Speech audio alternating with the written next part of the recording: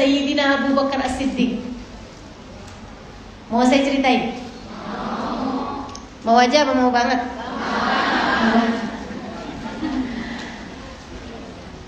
Iya, saya senang hari ini. Tadi pagi saya cerita Sayyidah Khadijah. Hari ini saya cerita tentang Sayyidina Abu Bakar. Teman-teman saya sekalian, Sayyidina Abu Bakar itu emang temenan sama Nabi. Ya, emang dari masa kecil tuh temenan sama Nabi. Paut usia 2 tahun, tuaan Nabi Muhammad. Dan Nabi Muhammad senang sama Sayyidina Abu Bakar. Kenapa gitu? Karena Sayyidina Abu Bakar itu orangnya terhormat. Terhormat dalam artian yang lain-lain itu pada mabok, Sayyidina Abu Bakar nggak pernah mabok. Sayyidina Abu Bakar itu nggak pernah minum minuman keras. Padahal zaman itu di Quraisy, di Mekah itu ya, orang minum minuman keras kayak ibu-ibu minum air putih zaman sekarang, minum air mineral zaman sekarang, gelak, sampai buat nyari mabok tuh lama mereka, karena udah kebanyakan minum. Orang kebanyakan minum, maboknya lama gitu kan, nunggak berapa botol dulu baru bisa mabok gitu. Itu pada masa tersebut tuh seperti itu. Sayyidina Abu Bakar nggak pernah minum segelas pun. Kenapa? Karena Sayyidina Abu Bakar pernah, mohon maaf, beliau melihat lagi zaman kecilnya ada orang mabok, di tengah-tengah mabok, mohon maaf ya, dia buang hajat kemudian dia makanin hajatnya. Sayyidina Abu Bakar bilang, demi Allah gak akan pernah saya sentuh, sumpah, seumur hidup saya gak akan pernah nyentuh minuman keras. Sesuatu hal yang bikin kita hilang kesadaran, kemudian sampai mengerjakan sesuatu hal yang sangat hina seperti itu, gak akan pernah saya lakukan seumur hidup. Jadi gak pernah, Sayyidina Abu Bakar gak pernah mau. Itu yang buat Nabi Muhammad udah senang nyambung sama Sayyidina Abu Bakar dari bahkan sebelum adanya Islam. Sayyidina Abu Bakar nggak pernah sujud sama berhala. Padahal abahnya, bapaknya Sayyidina Abu Bakar, namanya tahu siapa? Nggak ada yang tahu ya. Ada yang tahu siapa nama ayahnya Sayyidina Abu Bakar? Nggak kedengeran suaranya. Oke, baiklah. Namanya Abu Quhafah. Ya, Abu Bakar ibn Abi Quhafah. Abu Quhafah itu teman-teman saya sekalian, dia penyembah berhala. Dan dia juga nyuruh Sayyidina Abu Bakar buat nyembah berhala. Satu waktu Sayyidina Abu Bakar nih dipaksa pergi ke kuil, kayak tempat penyembahan berhala gitu. Sayyidina Abu Bakar lagi lapar.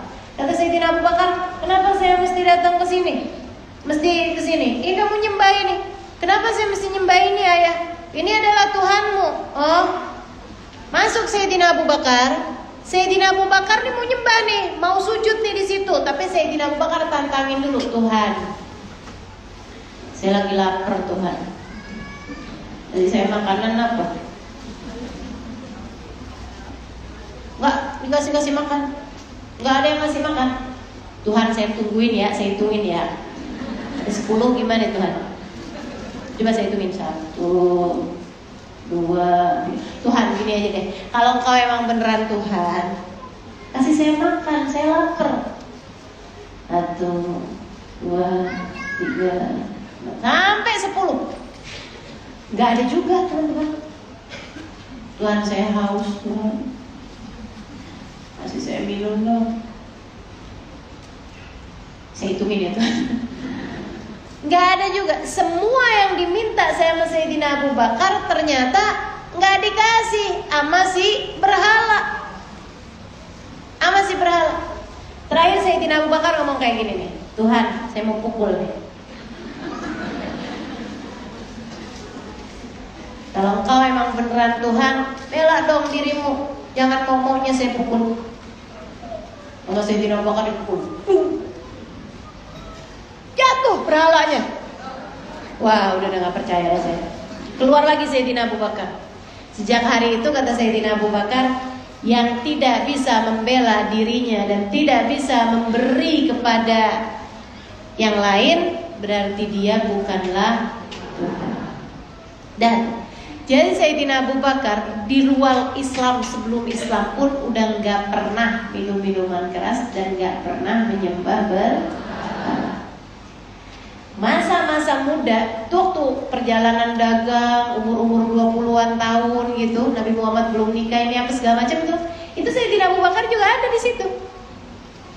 Sampai kemudian saat Nabi Muhammad SAW awal kali menerima wahyu di usia beliau 40 tahun dan mulai menyampaikan dirinya sebagai seorang rasul, teman-teman sekalian, justru Sayyidina Abu Bakar lagi gak ada di Mekah. Beliau lagi perjalanan dagang. Orang dulu kan kalau dagang lama-lama sampai berbulan-bulan. Jadi Sayyidina Abu Bakar ini salah satu orang pengusaha ya, salah satu pengusaha sukses pada zaman tersebut. Punya 6 toko. Tokonya ada 6. Saya nggak tahu toko apa aja tuh, jangan nanya sama saya.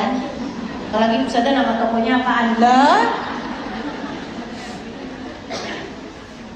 Ada 6 tokonya Sayyidina Abu Bakar. Teman-teman sekalian, punya perdagangan ekspor impor. Keren ya. Jadi dia bawa tuh barang dagangan ke negeri Syam, ntar dia bawa ke San'a gitu. Yang kata Allah, li ila fi Quraisyin ila fihim rihlatash syita'i.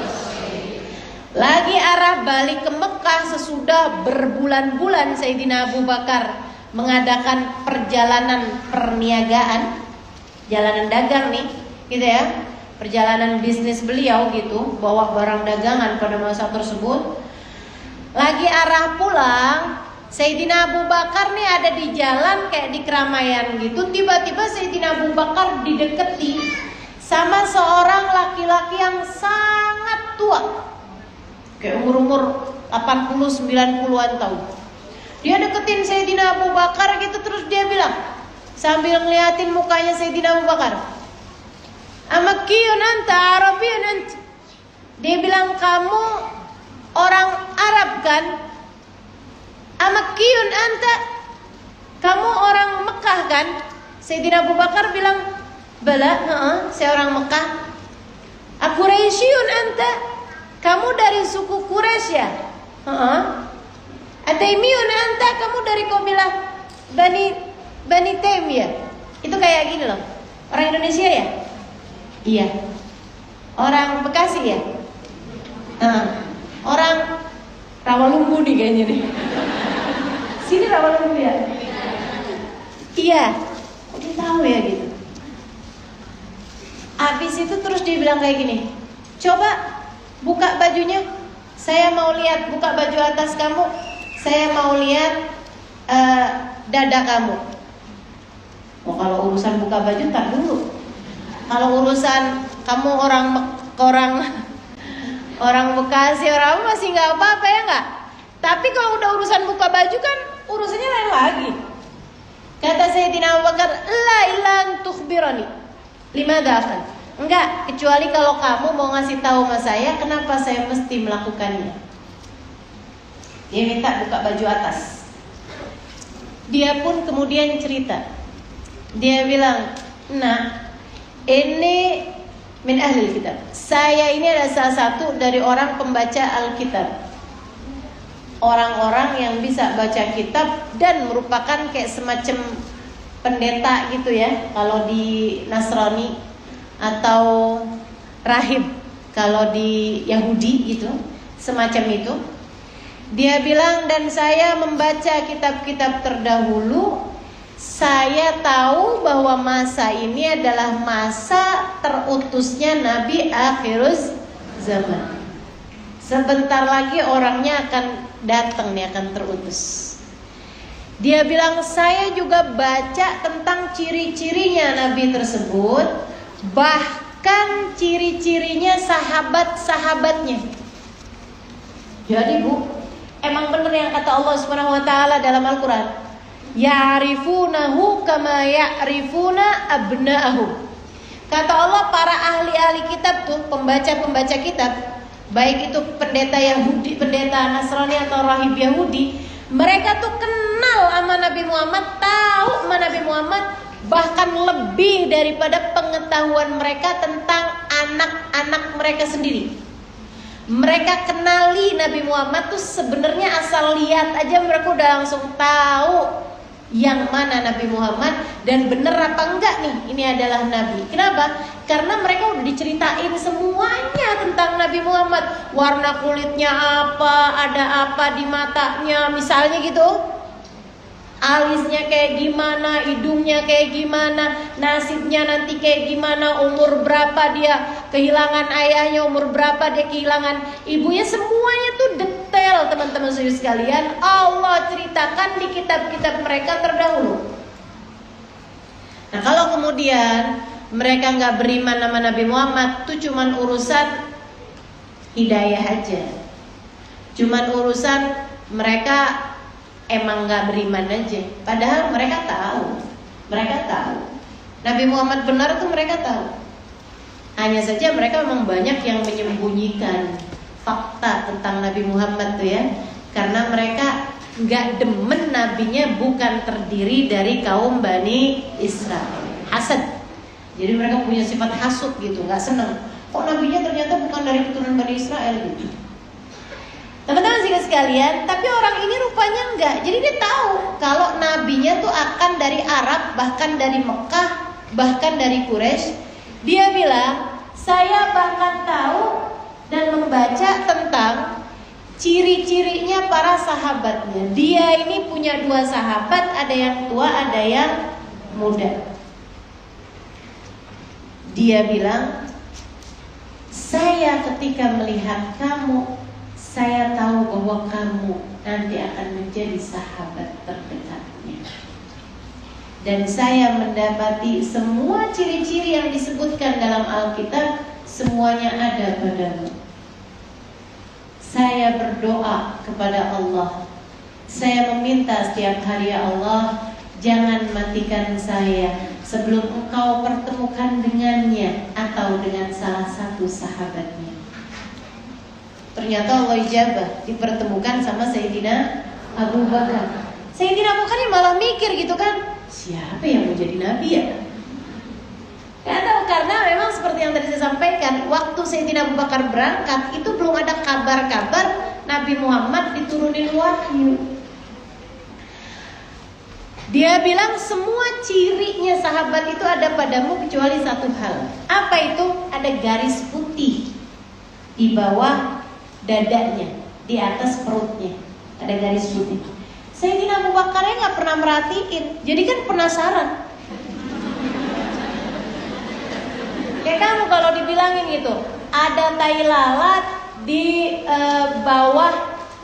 bawah ketiakmu misalnya, sebelah kanan, kita langsung nyari kaca ya, masuk ke kamar mandi nyari-nyari kaca gitu kan, buat ngeliatin gitu, iya apa enggak nih gitu kan. Nah Sayyidina Abu Bakar pun seperti itu. Maka Sayyidina Abu Bakar pun membuka baju atas ya, baju atasnya dibuka sama Sayyidina Abu Bakar, artinya beliau masih menggunakan baju bagian bawahnya. Dan ternyata benar, gue buka kancingnya gitu, buka kancing baju atasnya, kelihatan tuh ada garisnya. Langsung diciumin sama laki-laki tua itu sambil gemeteran. Dia bilang, innahu anta, emang bener kamu nih, beneran kamu nih. Kamu adalah sahabat dari Nabi itu. Tuhan, katanya dia tuh sambil dengan tawadhu dia pegangin tangannya Sayyidina Abu Bakar, dia cium-ciumin. Sayyidina Abu Bakar baru dipeluk-pelukin sama dia. Kayaknya tuh dia, ya Allah, Engkau tidak mengabulkan aku berjumpa dengan Nabi, akan tetapi Engkau kabulkan aku bisa ketemu sama sahabatnya Nabi. Senang kira sampai nangis gitu. Dan dia juga sambil mikir nih, berarti umur saya udah mau nggak ada nih. Ya kan doanya kan kayak gitu ya. Teman-teman sekalian saya muliakan, Sayyidina Abu Bakar bingung aja gitu kan. Bilang siapa sih yang dia maksud? Dia bilang, nah nanti kamu kalau ketemu sama dia, saya titip ya, ini surat saya buat dia, saya udah bikinnya dari zaman dulu. Tiap kemana-mana saya bawa, karena saya yakin saya akan bertemu entah dengannya, entah dengan salah satu sahabat. Jadi titipin ke Sayyidina Abu Bakar, Sayyidina Abu Bakar masukin ke saku bajunya. Udah tuh, Sayyidina Abu Bakar pulang. bawa kafilahnya pulang. Di jalan sambil mikir aja, siapa sih ini ya yang dimaksudkan nama laki-laki, siapa sama kakek itu ya. Mikir ini apa ya, ini apa ya, ini apa ya gitu. Begitu nyampe ke Mekah, belum nyampe ke rumahnya, Sayyidina Abu Bakar datengin sama orang. Abu Bakar, kamu udah dengar belum berita yang lagi viral? Kan kurang lebih kayak gitu kan, viral itu zaman itu ya. Dia bilang, apaan? Temen kamu Abu Bakar? PA. Kenapa? Ngaku jadi nabi. Kagak-kagak aja. Sayyidina Abu Bakar begitu dengar, kayaknya, ini dia nih gitu. Karena beliau sama sekali nggak nyangka bahwa akan secepat itu juga gitu. Jadi begitu masuk, ada yang ngabarin meskipun dengan nada yang berseberangan dengan yang dikira oleh Sayyidina Abu Bakar gitu. Dia termasuknya bukan orang yang beriman kan begitu. Sayyidina Abu Bakar langsung nanya gitu sama orang itu. Jadi ada yang aku jadi Rasul?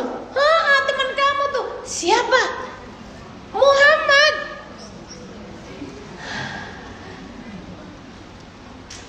Emang sih paling pantas. Oke. Sayyidina Abu Bakar mau pulang ke rumahnya nggak jadi. Dinyuruh semua barang-barangnya dibawa ke rumahnya, kafilahnya tuh, kafilah dagang, suruh bawa ke rumahnya, tapi beliaunya sendiri putar haluan, gitu ya, pergi mengarah ke rumah Nabi besar. Ketok pintu, dibukain langsung Nabi Muhammad SAW. Abu Bakar, ahlan wa sahlan, masuklah Abu Bakar. Aku memang menunggu-nunggu kehadiranmu, wahai Abu Bakar. Ada yang aku ingin ceritakan padamu, wahai Abu Bakar. Ini gak pakai nanya kabar, gak pakai apa ya, langsung Nabi itu ngomong begitu. Katanya Sayyidina Abu Bakar, apakah itu, wahai Muhammad? Kata Nabi Muhammad, Abu Bakar, aku telah dituruni wahyu oleh Allah Subhanahu wa ta'ala. Waktu aku ada di gua, wahai Abu Bakar, Allah berfirman padaku, Iqra bismi rabbikal ladzi khalaq, khalaqal insana min 'alaq, Iqra wa rabbukal akram alladzi 'allama bil qalam, 'allamal insana ma lam ya'lam. Abu Bakar, berimanlah kepadaku, wahai Abu Bakar. Kamu adalah sahabatku, berimanlah kepadaku. Sayyidina Abu Bakar gini nih, dalam hati nih, kayaknya udah pantas banget nih, emang udah dah gitu. Emang iya nih gitu. Tapi kan harus ada ininya kan, harus ada argumen kan. Kata Sayyidina Abu Bakar gini, ya Muhammad, bukannya saya nggak beriman, tapi bukankah setiap Rasul itu punya mukjizat? Bukankah punya Rasul itu punya bukti atas kebenarannya? Apa bukti dari kebenaranmu, wahai Muhammad? Nabi Muhammad berkata, buktinya Abu Bakar, surat yang dititipkan kakek itu kepadamu, dia ada di belakang saku kananmu, berikanlah padaku. Sayyidina Abu Bakar bengong. Kaifa ta'rif dzalika ya Muhammad? Bagaimana kamu tahu itu, wahai Muhammad? Sungguh demi Allah, tak ada yang melihatnya ketika aku dengan laki-laki itu bertemu. Ketika dia dan aku membuka baju untuk melihat tanda itu, nggak ada yang melihatnya, hanya kami berdua. Siapa yang memberitahumu itu, wahai Muhammad? Nabi Muhammad mengatakan, yang memberitahukan kepadaku adalah Allah yang telah mengutusku sebagai seorang Rasul. Sayyidina Abu Bakar berterang, langsung diserahkan surat itu sambil dicium tangan Nabi Muhammad, seraya mengatakan, aku menyaksikan bahwa engkau adalah utusan Allah. Jadi laki-laki dewasa yang pertama beriman kepada Nabi Muhammad SAW dan menjadi laki-laki, menjadi orang keempat yang beriman sesudah Sayyidah Khadijah bintu Khuwailid, Sayyidina Ali bin Abi Thalib, Sayyidina Zaid bin Harithah, dan yang keempatnya adalah Sayyidina Abu Bakar As-Siddiq radhiyallahu taala anhu wa